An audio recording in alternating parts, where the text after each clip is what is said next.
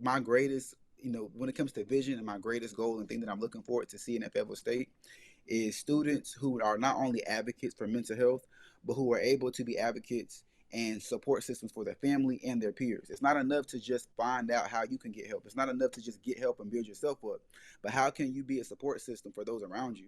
And that's what NAMI is about. Once you become a part of NAMI, you become a part of a family, a system, not a system, but a support, a group. But you also get trained in peer-to-peer trainings and suicide prevention trainings and those different trainings that help you be equipped. So if your brother, your sister, your cousin, your auntie, your uncle, your best friend, your homie, your football player, somebody comes to you, you can identify the signs of somebody who is dealing with, an addiction or who's dealing with suicide. I never grew up with educators that look like myself. So 100. I feel like, honestly, like we are that new wave that make being wise, being smart, being educated cool, right? Absolutely. Wisdom is a powerful tool, but oftentimes we might neglect it because of who it's coming from, you feel me? But if we can chop it up with a young buck and really implant a seed, man, like it's more than just education at that point, you know what I'm saying? What's going on, beautiful people? This is the Let's Grow Together podcast where diverse individuals and communities come to serve, connect, and grow in areas that they're most passionate about.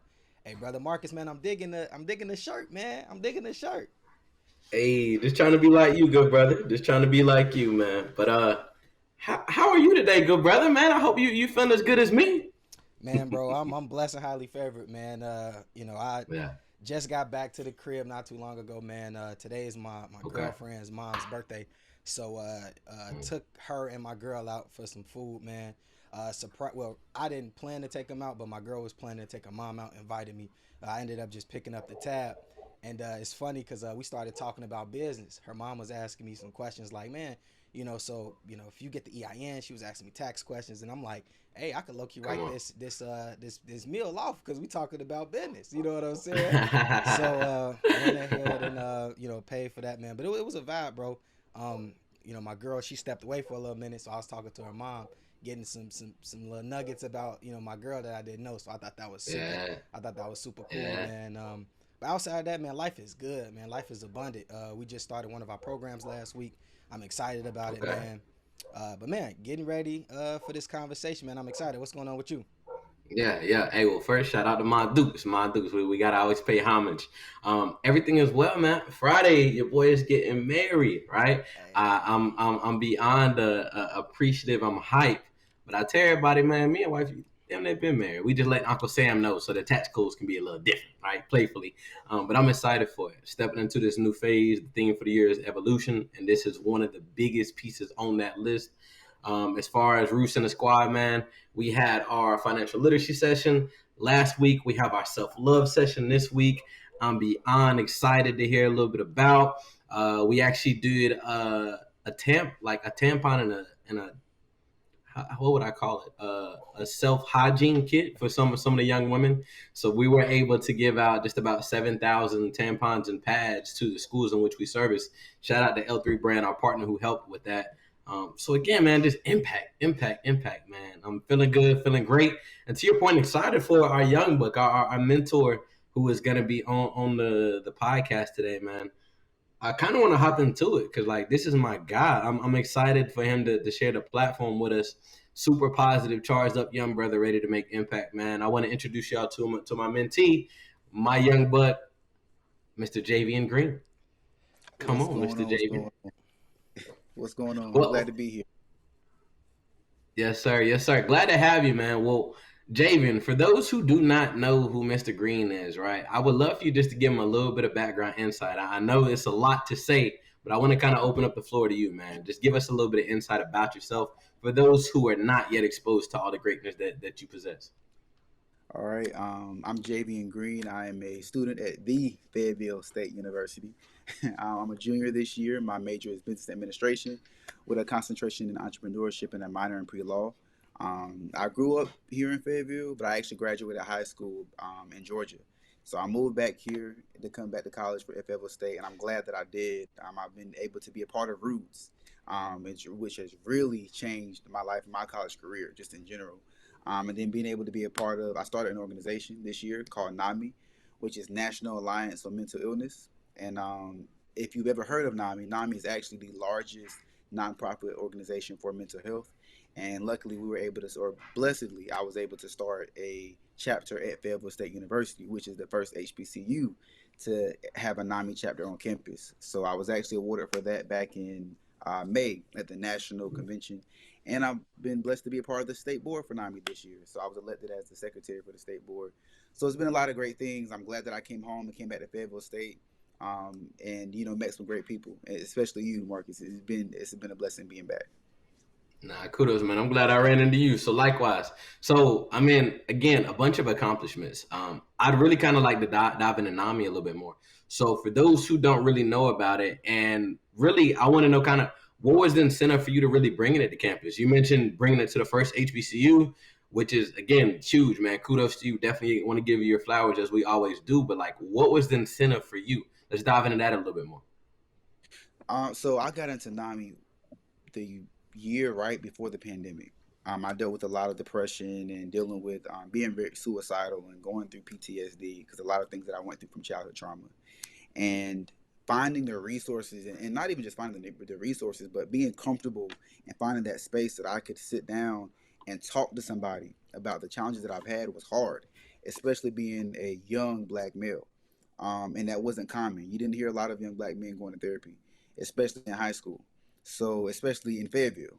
So, eventually I did seek out and found therapy, but NAMI was there providing, just a support system. It wasn't just about the resources in terms of therapy, but the support system. NAMI in its entirety is full of people with lived experience, whether that's trauma, addiction, recovery, whatever the case may be.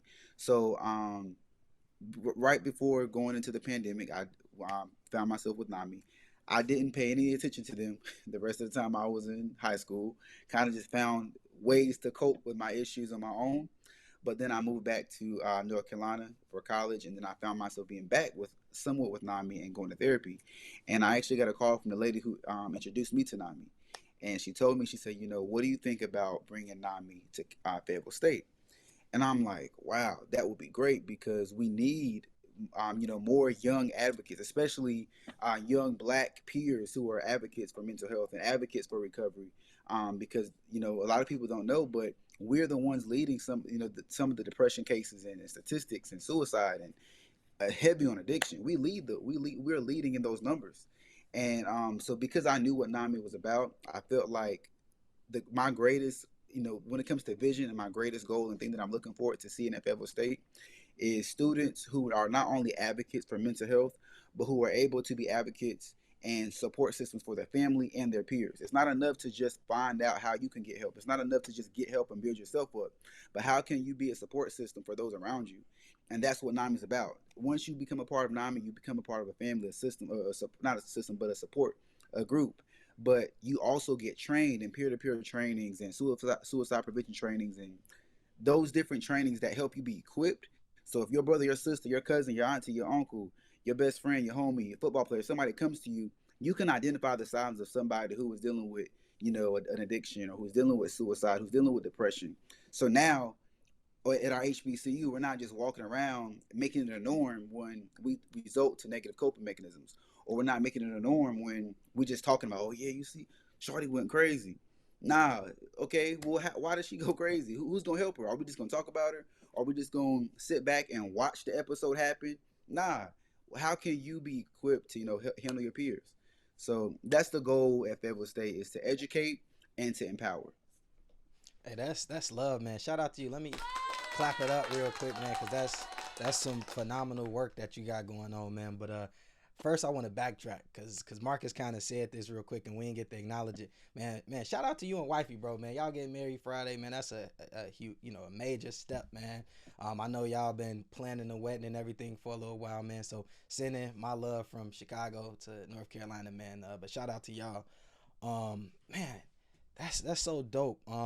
So you mentioned, Jay, a little bit about like trauma and having to learn different ways to cope with that. And you said therapy was one of those outlets. If you don't mind me asking, like, what were some of the traumas that you dealt with on the day to day, and why did that lead you down the path that you were going down? So I'm just gonna jump into it. When I was 7 years old, I was actually molested at my seventh birthday party. Um, and so that's where it all started for me. Well, prior to that, or right no, right after that, my grandfather had passed, and at that time of my life, my grandfather was like my father figure. So I was molested at 7 years old, my birthday party, and then my grandfather passed. So those were two different things that happened back to back. But I didn't know that once that happened, it would turn into a cycle of being molested from the age of 7 to around 12, 13, almost 15 years old. Um, Being groomed, and then it not only was it with one person that I knew from our church, but then it happened by another person, which was my cousin. So going back and forth between the two of those things definitely traumatized me as a child. And I think sometimes when you begin to go through trauma and be groomed to be okay with trauma, you don't understand that it's actually trauma. So you start thinking something is normal, but you know something is wrong as a child because it's like, something's happening.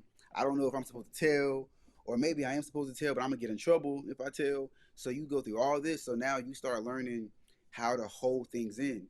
It wasn't until it stopped around 12, and there was a space where it was like, okay, I remember something was happening to me, but I don't know exactly what, so I'm just gonna avoid it. And I used to have this thing that I used to think it was a dream, or I used to have this memory that used to keep coming up. And I remember one day I was sitting down, and I was journaling. I was just writing. I used to write a lot as a child. I've always been big into English and reading books. My parents are educators, so that's probably some of the reason why too. I'm just writing, and I was writing, and in the middle of me writing, I remember, instead of just thinking about the fact that I thought it was a dream, I allowed myself to dig into the thought, like, where is this coming from? And I'm sitting there and letting the thoughts just go on, trying to figure out, like, why do I feel like this is something that happened. And eventually I just started bawling. I mean, just crying. I'm sobbing because I'm like, whoa, like this happened, like this is real. um that, mind you, there was a space. And then around 14, 15, one of them tried again. But by that point I'm older, and I'm like, oh, this is what all these years, this is what happened all these years. There was a space, so nothing was happening. Then when they tried to come back again, I realized all these years I was being molested, I was being groomed, and I hadn't told anybody.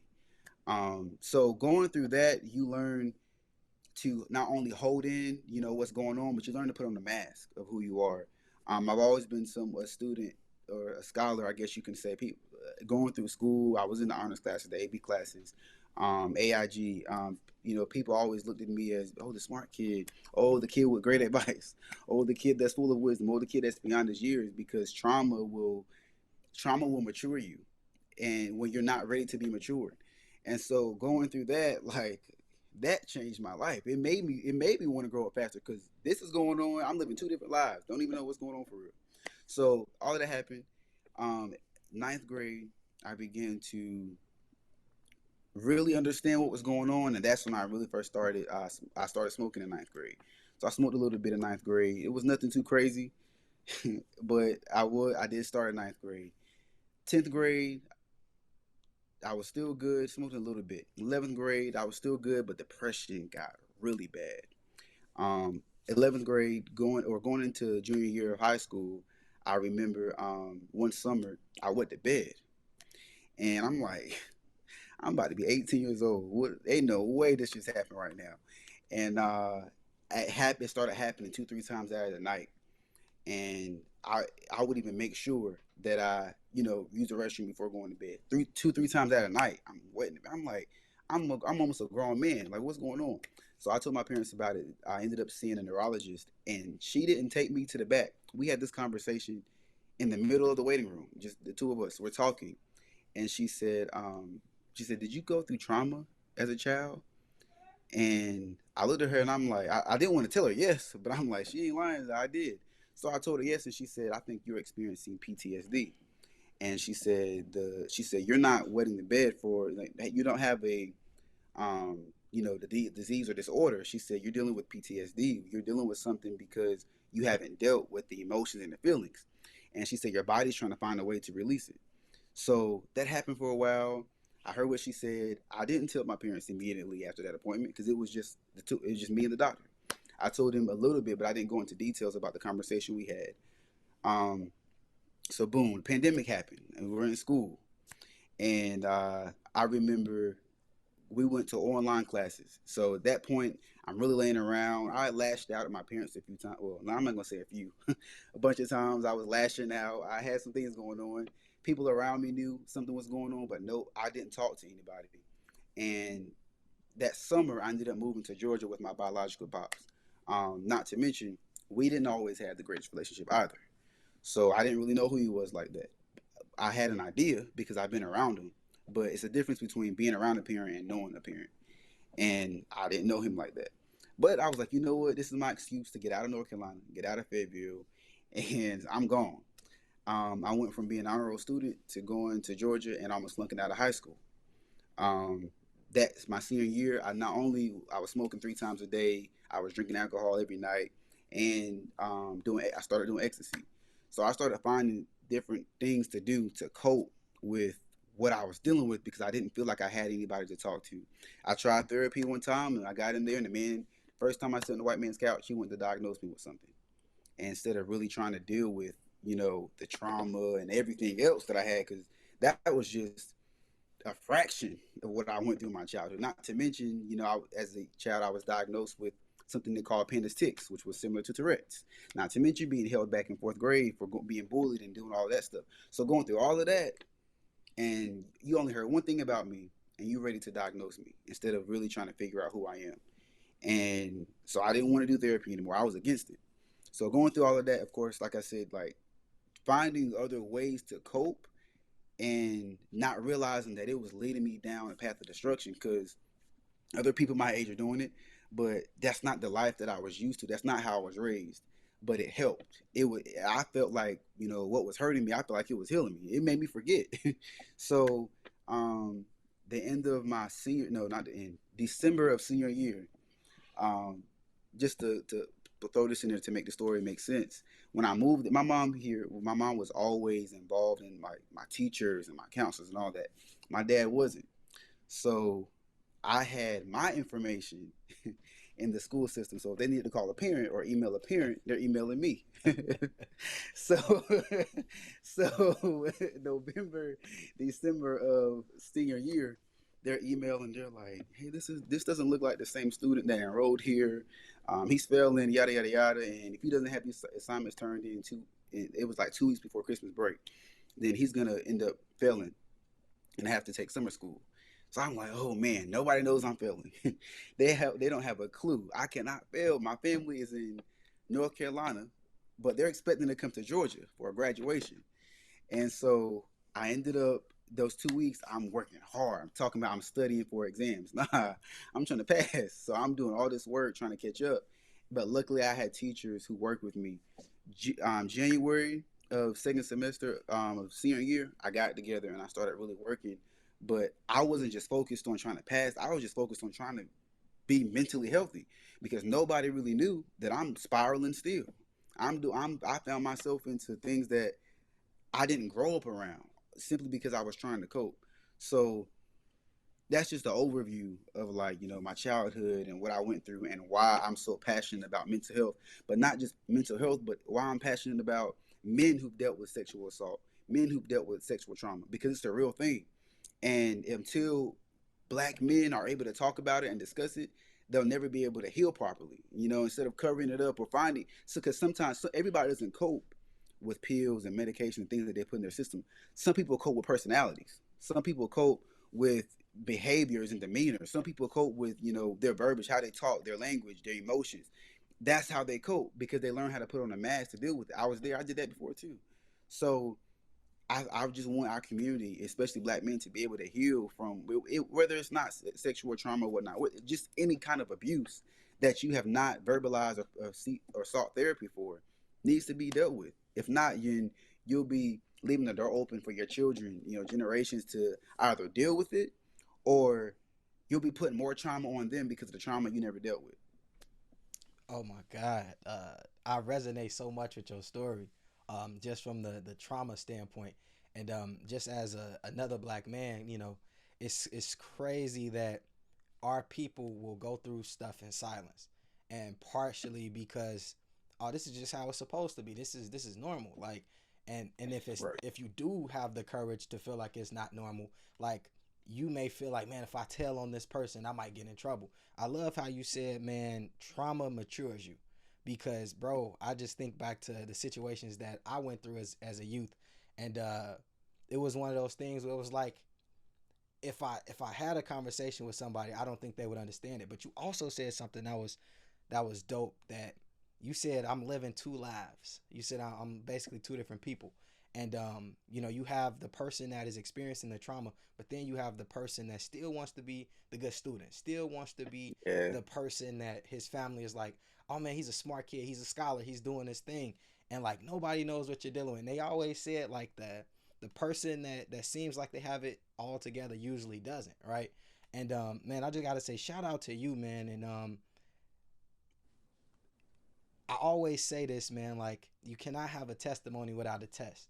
And it seems like, although you went through everything that you were going through, it was positioning you to do the work that you're doing now. It's like, if you hadn't gone through that, it's like, man, like, you wouldn't have as much of an impact as you are, because like you can literally relate to the people that you're talking to. Like, you're not just a person that's like, oh man, let's go to therapy, let's do this, let's have these conversations, right? Because you even spoke about getting into therapy and that white man trying to diagnose you.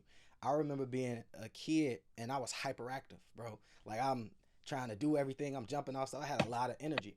And my mom, I remember her taking me to this hospital. At the time, I didn't know what it was, but it was one of those psychiatric facilities, bro. And they were asking me questions, and they like, um, do you know why you're here? I was like, my mom told me I had a doctor's appointment. You know what I'm saying? And Right. we get in a circle, and this is what's crazy, because we talk about RJ a lot, and they had us in the circle doing some restorative justice stuff. And we were going in the circle, and they were asking folks why we were here. I had no clue, but there was a kid in there that said he set his mom's bed on fire with her in it. I knew I had to get the hell out of there, bro. Yeah, it was one of those situations where I was like, nah, I'm an outlier.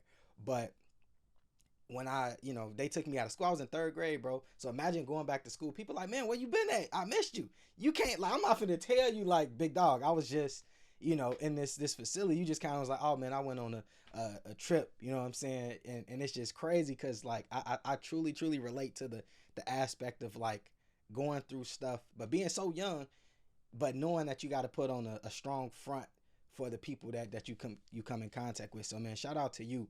But yeah, man, I really commend you, man, and I'm appreciative of you sharing your story. Definitely, definitely, and likewise, bro. I want to definitely comment on that too. Changing the narrative is a big philosophy behind the reason we do this podcast, right? I want to again give you your flowers for being a pioneer, for speaking about it, because to your point, as black men, right, we're taught to be hard about it, we're taught to embrace it. Oftentimes, we don't really realize what we went through as trauma until we get older, and we reflect like, "Dang, that ain't right. That's not how it's supposed to be." But it takes you being transparent with yourself, and it takes you digging deep. But oftentimes it's those specific signs, like wet in the bed, like doing those different nuances that come into play to be like, wait a minute, what's really going on? Because oftentimes we bury things so deep in our subconscious, bro. So again, like I think we all relate. I think every young black man hearing this podcast is gonna definitely relate.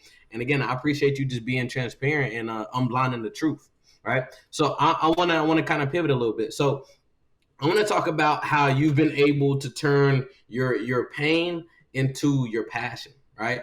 And that's actually going to be a theme for Roots, along with Trust the Process. So I want to talk a little bit about how your role with Roots, how you've been able to leverage your story, your insight, your knowledge, your journey to help equip youth with overcome the different trials and tribulations they're currently enduring. So I'm also a man of faith, and one of my favorite scriptures as a child was Romans 8:28, and it says, "And we know that all things work together for the good of those who love God, of those who are called according to His purpose." And I held on to that scripture even through everything that I was going through. I held on to it because I believe personally that a lot of people will discover purpose in the place of their pain. And my purpose, my career, like what's driving me in terms of my career goals, all of it's coming from, my pain, but the healing of my pain, the aftermath, the healing process. Once you heal, you take that story and you run with it because the world needs it. And so, like, when it comes to another thing I always say is, I believe my purpose is to advocate for those who are unable to advocate for themselves. I believe that wholeheartedly.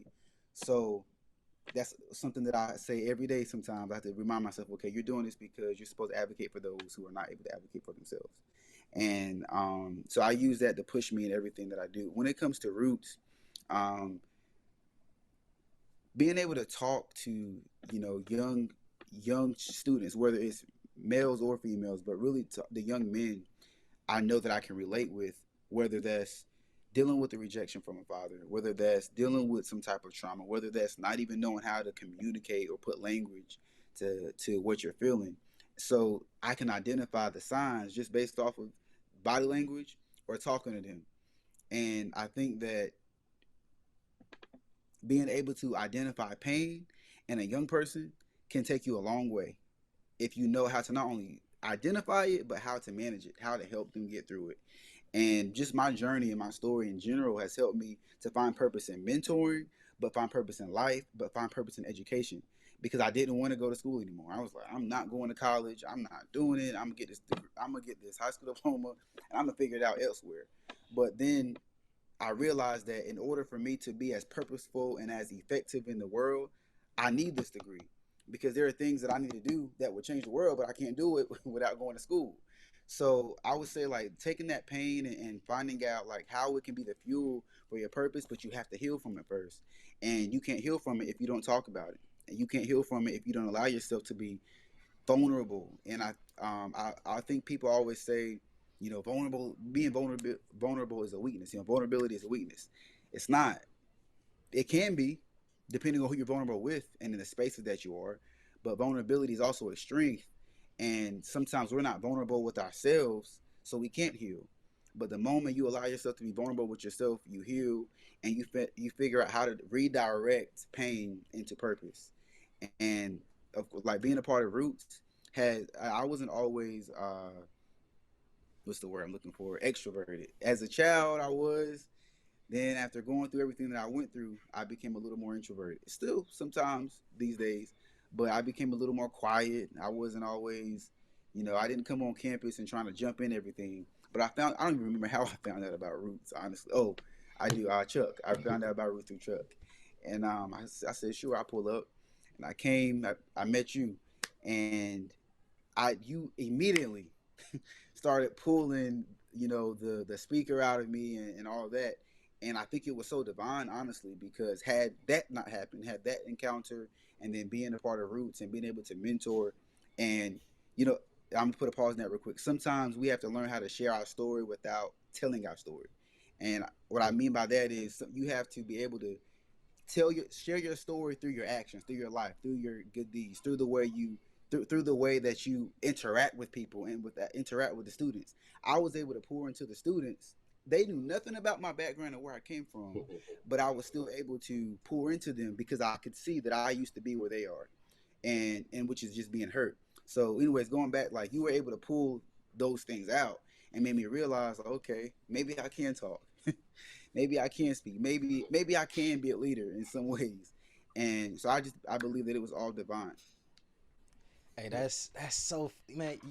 You talk about divinity. Like, Marcus can attest to this. I always say that I want to be a voice for the voiceless and a choice for the choiceless, because a lot of times people don't know they have the options that they have, and it's crazy because you can literally go one or two ways, right? Like, I'm so appreciative of, like, the teachers, the mentors, all the people that came into my life when I didn't have people.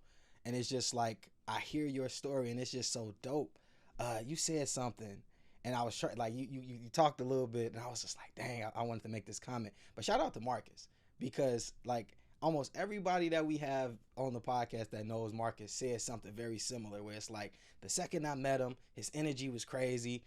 You could tell that he was super passionate about the youth. Like he's not just doing the work for fame or for notoriety. Like, he's doing the work because he cares about our youth. So shout out to you, Marcus.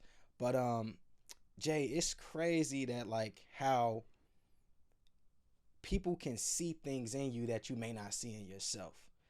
Like, were there like influences that, you know, along your journey that were like, I mean, obviously Marcus, but like other than Marcus that saw the potential in you, that tried to pull that leader out of you, that extroverted person out of you? Yes, there were. There were many, but you have to let someone do that. I think there were many. I dealt with another piece of my story that I didn't get to go into was I also dealt with um, one or two people who noticed that I had that something had happened to me, and who attempted to take advantage of me, who were mentors. So going through that really shut me off from. I didn't want a mentor. I didn't want nobody trying to pour into me because I'm like, all this happened in my childhood. Then I meet somebody who's supposed to be like a mentor who figured out what I went through in my childhood. We talked about it.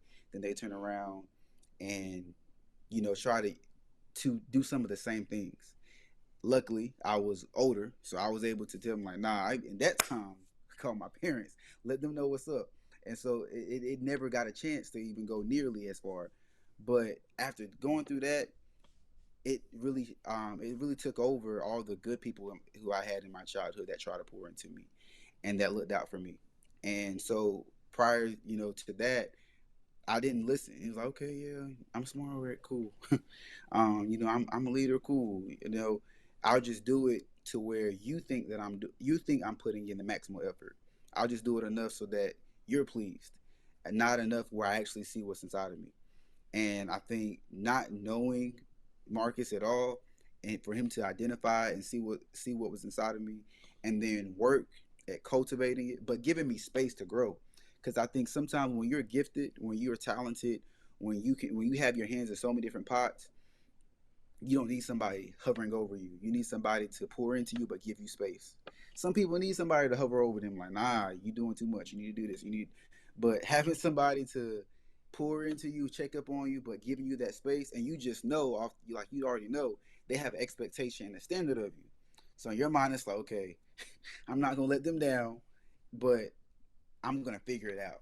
And even with my dad, I always call my stepfather is like my father. That's my dad because he was there from the time I was a child. I was young, and my dad is the same way. And as I've gotten older, um, a lot of things that I do in terms of leadership, I get from him because I watched him lead in the school system. I watched him lead our family. I watched him lead when we went through hell, when we went through things. He didn't stop when we all were going through whatever we went through. Both of my parents taught me like there's a way to lead even in pain. Like there's a way to love unconditionally and keep going. And you might cry, we might not like each other right now, but it's a way to keep the boat going. And so yeah, so going like being able to see him lead, even with my mom, even in ministry capacity, that's really also helped me identify good qualities of a leader, and made me want to do better, made me want to lead and whatnot. So there were people, like I said, there were people who were there, but those people were drowned out by the negative people that were there also. And that happens often, right? You talked about the people being there, but there's a finesse about it. You know how to kind of maneuver, and you know how to filter, and that's one thing I peeped about you, and that's one thing that really caused me to really gravitate towards you. I saw all the potential. I saw the boxed in, but oftentimes we confine ourselves because we're still just working on figuring out ourselves. But oftentimes, in order to figure out yourself, being an advocate to another helps you internalize and reflect upon yourself, your blessings, your skill sets, and things. And that was one thing that really stood out about you. I saw how quiet spoken you are, but I also saw how passionate you were. I didn't know the story by any means, Lily, bro. I probably heard your story like one of our last conversations, and I was like, that's what it was, right? I saw something. It was an energy. It was a light about you. And I watch how you deviate yourself from your peers. I actually had this conversation with your pops about it, man. So shout out to pops. But I watch how you were able to deviate yourself from your peers. But at the same time, you were very intentional with staying in your lane. I think you always knew that you had that blessing. You had a gift. But to your point, somebody tainted it. Somebody tarnished it. So my leadership style is always to run, set you up for success, and then push you off the ledge, right? and a lot of people like that style, and a lot of people don't. But a lot of people who talk the talk and aren't able to walk the walk hate that. A lot of people who talk the talk but are able to walk the walk flourish in that space. And I think that was the case with you. I think we presented the opportunity. You said, cool, I like it, right? I knew that you might need some space, and I knew that at the end of the day, like you're able to handle your business, right? That was something I'm very intentional about watching people. And this is something that I think all leaders just have to do a better job at. Sometimes you don't always have to give people guidance. Sometimes you don't have to handpick individuals. They'll handpick themselves. Sit back and watch individuals, how they move when they don't think nobody is watching them, right? Who's showing up early to the meeting? Who beat me on the podcast today? Like those type of components. I've always been something that I highlighted, and you have them all, bro. So again, kudos to you. All those mentors who came before me who did not do you justice, they aren't servicing themselves, right? Because they could be going a whole lot farther with you on their side as well. So again, bro, I gotta give you your flowers, man. I'm a huge advocate of JG, and I'm excited to see what comes next. But also want to highlight those individuals you keep highlighting, right? The 40 under 40 individuals. For those who don't know, Jayvein's parents broke history, man. Like, so not only his stepfather, but his mother also received the 40 under 40 award here recently. So again, yeah, you got good mentors like me, but like you had a foundation for success. I can't tell you how many times I pulled up with Jayvein. We're going to events. I'm dapping up individuals. I'm networking. And he dapping them up too. I'm like, I was getting ready to introduce you to bro. How you know him? Like, when I tell you Jayvein is the plug of the young generation, I mean every bit of it. But I think it starts with the foundation and those parents. So I love you to just tell us a little bit about the foundation, some of those principles they poured into you and how they helped with that foundation of success and what you have. Yeah, so I have the greatest parents in the world. After all the hell I put them through, and the fact that they still stuck around, I'm like, okay, yeah, they're real. My parents, at a young age, dang, where do I start? At a young age, we've all been through a lot. The majority of my life, my young life, and just to watch my parents, like they really instilled endurance, how to endure. I've never seen anybody endure and persevere the way I've seen them, and even my grandmother. And I think every child should be able to see their parents endure, because that sets you up for not just success in your personal life, but just it gives you strength. It gives you hope. Endurance. Seeing my parents endure through certain things has given me hope. My even in elementary school, my parents were big on how to present yourself. They're educators, so they see kids every day. They saw kids coming to school acting crazy, being wild, and don't let me go to school and do something stupid. And now they're like, now you embarrassing me. I see these kids every day. Now you acting like one of them. Like they weren't playing that. But I think the greatest thing has been not just endurance, but love. You never know how much love a person needs, how far love can take you. And because I think I mentioned that before, in the midst of everything, in the midst of the struggle, the trauma, the trials and tribulations as a family, if you don't have love, everything will fall apart. And that love, not only did it help me to keep going, but it taught me how to love myself, even when I didn't know how to. But as I got older, I'm like, wow, like I can love me because my parents love me. And they've seen we've been through so many things where I had to have a hard conversation with them a couple of years ago. Did not know how that conversation was gonna go, and they were like, okay, what do we have to do next? How are we gonna get through this? My dad is not the type to just sit down. He don't want to keep talking about everything. Nah, my dad is the type where he's like, okay, that's the facts. What are we doing? Why are we talking about it still? Let's figure it out. So to have that and to be able to tell them, the hard truth, and they're looking at me. We all, we all have tears in our eyes, but we're like, okay, let's figure it out. And then to have my mom give me the hug that I needed, let me know, okay, not only do I have somebody who was ready, my pops who was ready to figure out a plan, my mom is here ready to still receive me and love me, and now I can keep going. And even through all those years of going through, even as a child, when I was going through what they considered to be a portion of Tourette's, which is panda's tics, I used to have these really bad episodes, and that was probably really, really tough on my parents and I, and everybody around us, because I was on steroids at one point. They had me on different medications, and I had really bad episodes. And we went to it was Thanksgiving. We went to Pennsylvania that year, Mississippi, one of them. No, Mississippi. Went to Mississippi with some family, and I had a really bad episode.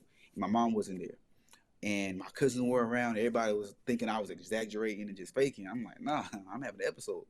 My pops came and got me. He picked me up, and we just laid down. He just held me, and I think we had like Kung Fu Panda on Netflix, and but in the room we were in had different stars and whatnot from like a light that shined on the ceiling. And we just laid there until I calmed down. And whenever I would have these episodes in the middle of the night, he'd come get in the bed with me, just hold me until, I stopped. And even though he might not have always been the most verbal, his actions is what showed me that he was there. And so I've learned in my life that I don't always have to speak, even as a leader. I don't always have to speak or communicate everything to people or communicate how I feel all the time. Sometimes I just have to show people that I care. My actions are always going to speak louder than my words. And if some people don't even listen to you, some people would rather you show them than tell them because they've experienced so many lies. My father is somebody who has instilled so much love, but it's always through actions. It's going to be through his actions. And so those are the probably greatest things that my parents could have given me. And the last thing my mom always says, life is hard, but God is good. And on the worst days, she might just text us, or she might just tell me, or text us in a group chat and say, life is hard, but God is good. And it's like sometimes you hear that like, oh my God, okay, and like, okay, we know, but what's that got to do with anything? But then it's like, okay, well, keep going, like keep going, and because the future is always going to look better. I watched my parents go from struggling, really not having much, to we have this nice, beautiful, big house now. We didn't have this at first. We were apartment, renting a house in Hollywood Heights. We went through a lot of stuff, and now we're here, and knowing that they're going to keep going, but they're taking us with them. So kudos to my parents. Hey, shout out to the parents, man. That's so dope, man. It's inspiring to hear, man. Me and Marcus, we always talk about our grandparents. He talks about his parents all the time, about how they've taught him different things, and so parents are important, man. That foundation is super important. But you said something earlier, and I'm gonna rephrase it into kind of my lingo, because Marcus knows I love quotes. But a lot of people will live out of their memory instead of live out of their imagination. Like, so many people are focused on the things that they've been through rather than what can come out of the work that I'm doing, or the people that I'm around, or the movement that I'm making. And so I think it's super important for us not to so much focus on the trauma, right? Identify it, understand it, get over it, but like, stop dwelling on it, because a lot of people use that struggle, that crutch, as an excuse for why they can't progress, and you've done the opposite. Man, I want to ask you a little bit, because you mentioned life is hard, but God is good. You also said a little bit earlier, like, you are a man of faith. Like, how has your faith played a role in this entire journey? My faith went up and down in this entire journey, and some people still think I'm crazy to believe in God the way that I do. But I realized that God doesn't always cause bad things, but He does allow it. And to know that we live in a world where there's tragedy, and everywhere there's tragedy. Anything can happen to you in this life. But to know that, I serve a God who gives me, guidance on how to avoid certain things. Even if I can't avoid it, He'll protect me and bring me through it. And going through, I used to question God all the time, especially in the years that I was using negative things to cope. Because, like, why would you let me go through this as a child? How am I supposed to love you? How am I supposed to believe that you love me, and you let this happen to me my entire childhood? Having to hold it in as a secret. And what really did it for me was the more I studied, the more I studied the Word, the more I studied God and His deity and who He is, His existence, His sovereignty, the more I came to the conclusion that all of it set me up for success. All of it is setting me up to, we all talk about the goals we have to be wealthy and to leave a legacy. But had I not gone through what I went through, I wouldn't have a legacy to leave.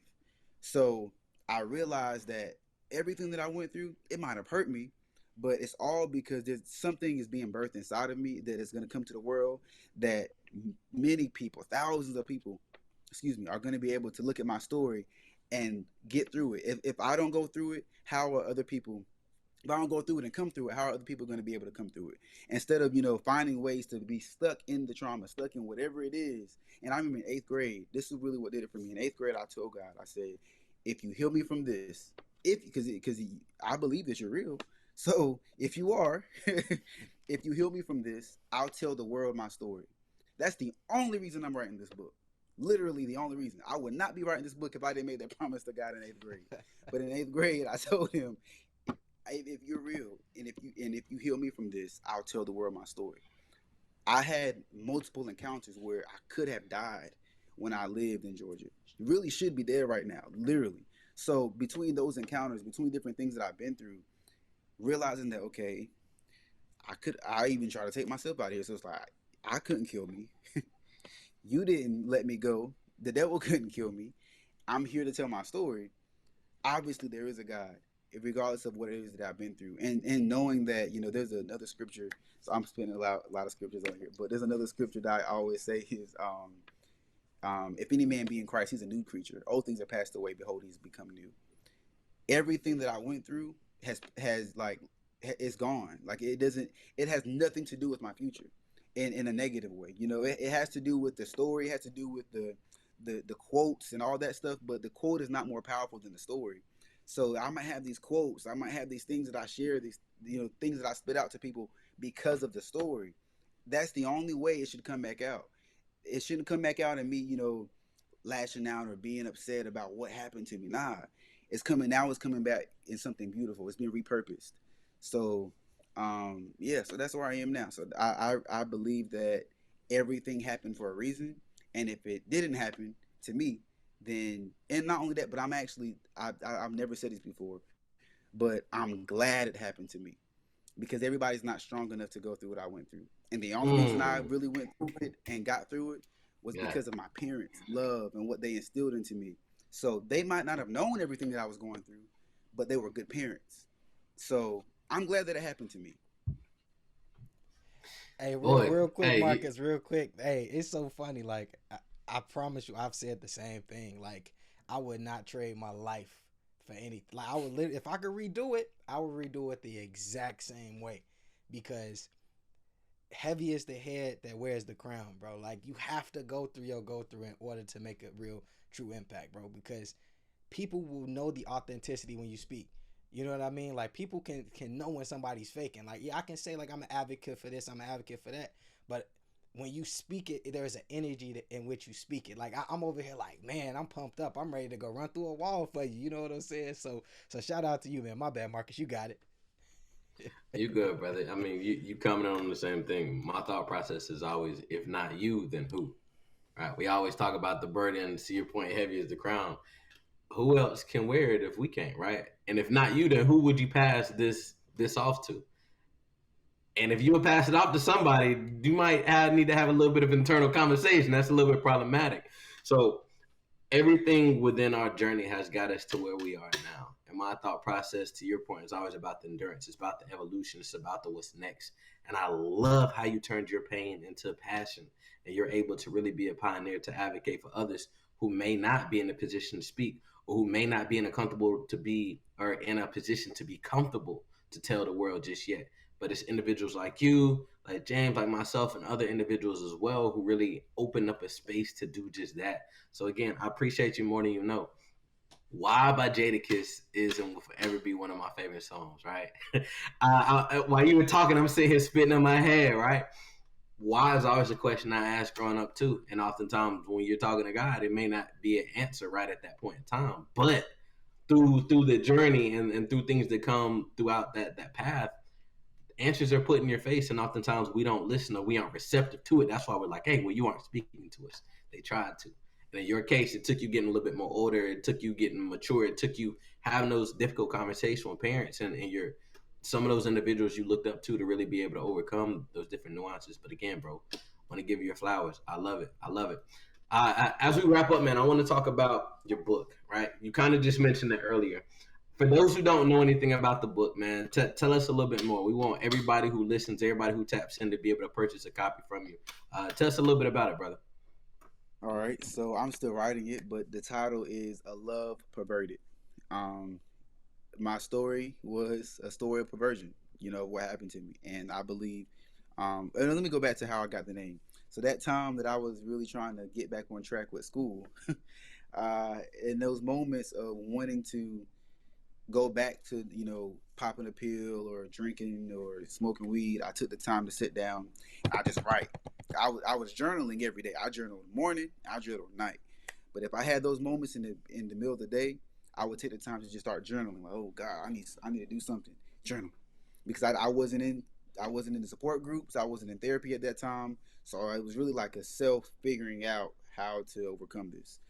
I sat down and I started writing my story. And I'm like, you know what?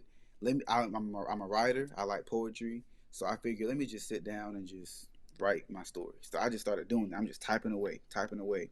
Before I knew it, I had typed about 2 pages, like 2 full pages of a story, like and not just me putting words on a page, or not just journaling my heart out, but I typed it like you were reading a book.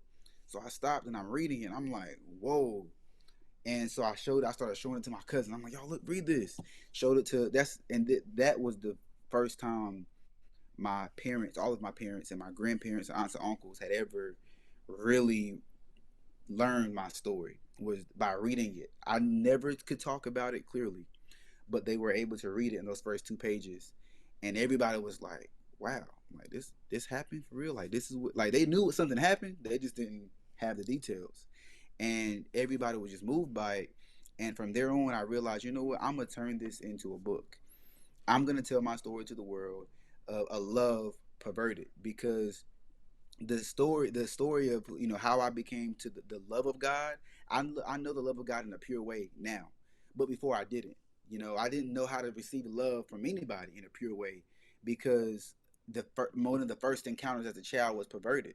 So everything in my story leading up to going through actual therapy at some point and healing was me taking going from perversion to purity, and that whole story being changed and rewritten. Um, so yeah, so that's where the title came from, A Love Perverted. And at first I was like, Love Purifies, and I was like, I'm not really feeling that. It's not deep enough for me. It's not dramatic enough. Because okay, Love Purified just sounds like another Christian book. I love God. I'm creative though, so I'm like, I needed something different, something that really tells a story.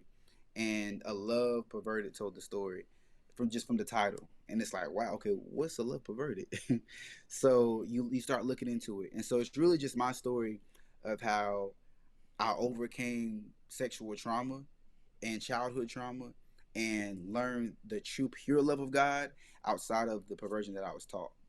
And that's the story. So it's really one of those books that you can sit down and read, and you can read my story, but it's places in there for you to write, for you to journal, for you to talk your stuff out, and really discover, like, oh dang, like I didn't realize I didn't deal with this, or I didn't realize this is what came from me. But it's also give you a chance to read my story, so that I'm not just here giving you tips and self help. That ain't me. I'm here. I'm giving you the raw truth. I'm giving you the explicit truth. It's gonna be explicit. Telling you that now from the get go. It's going to be explicit, because I believe that if you know there's another scripture. If ye shall know the truth, and the truth shall set you free. The truth set me free, and allowed me to heal. So this book, I'm not gonna cover things up so people can be left to wonder, what was my story like. Or he ain't go into detail about this. He just kind of left it out for us to discover. No, everything is going to be in the book, because the only way for you to heal is if I'm explicit and transparent. If I'm not transparent with you, you can't heal properly.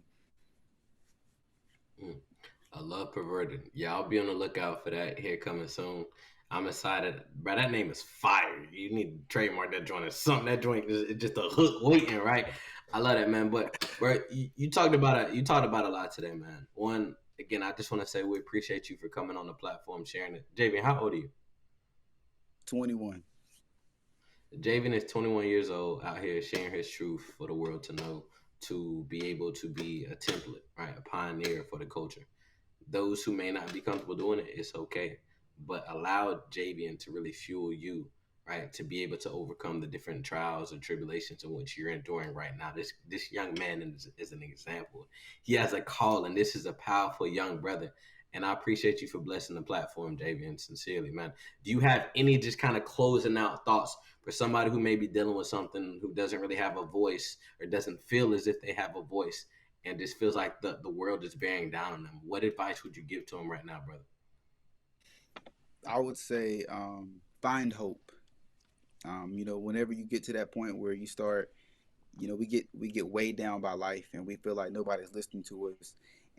But what you really need to keep going is hope. If you can discover hope, you'll discover a reason and a why to keep going.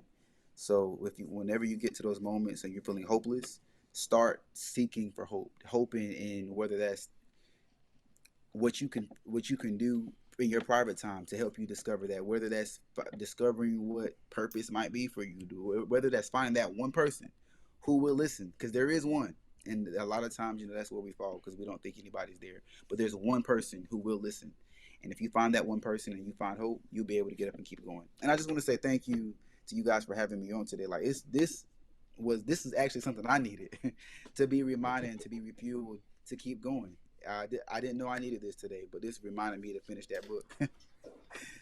Hey, man. Let's grow together. It's intentional, James. What you got for us? Man, I was just gonna say exactly that, man. Where we come to serve, connect, and grow with, people in areas that they're most passionate about, and from pain to passion to purpose, man. This is something that you truly care about. So it was divine, man. It was a pleasure, having this conversation with you. But man, let the people know, man, where they can follow you at, man, where they can tap into, Nami and anything else you got going on. Yeah, for sure. My Instagram is at the only JLG. I believe, yeah, that's what it is. At the only JLG, and that's THEE. You can follow me there on Instagram and TikTok. And if you would like to follow our NAMI page for Fayetteville State University, it's actually at nami.fsu. All right, as y'all can see, man, we got it down there too, man, just for the people that be hard of hearing. You know how that goes sometimes, man. But let's grow together, family, man. Tap in with, myself, Marcus, A Greater Good Foundation, Roots. And then don't forget to hit that link in the bio, man, and get y'all some of this fresh Let's Grow Together podcast merch, man. But Marcus, you got anything else for the people? Man, as always, sincerely, I hope y'all have been able to see through the evolution of us and our show as well. Like, we really are here to help. We really are here to be a resource. You got people like Jayvein who advocate. They know the work firsthand. We are here for a reason. We are following our calling, and we are working to be a resource and a continued asset to you. On a sincere note, man, tap in. Anybody y'all know who could benefit from this?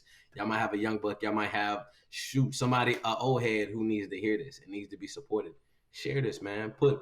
Send it their way. Send it with a heart. You don't even got to say nothing else. Just send it to them. Allow it to empower them. And at the end of the day, our goal is to be a resource to y'all. So if there's any other topic, any other conversation y'all want us to have, anybody y'all even know we need to have on a platform, this is for y'all. We are for the people. This is FUBU to the fullest extent. So feel free to give us a shot. Let us know. But y'all continue to tap in. Love y'all as always, family. Thank y'all sincerely.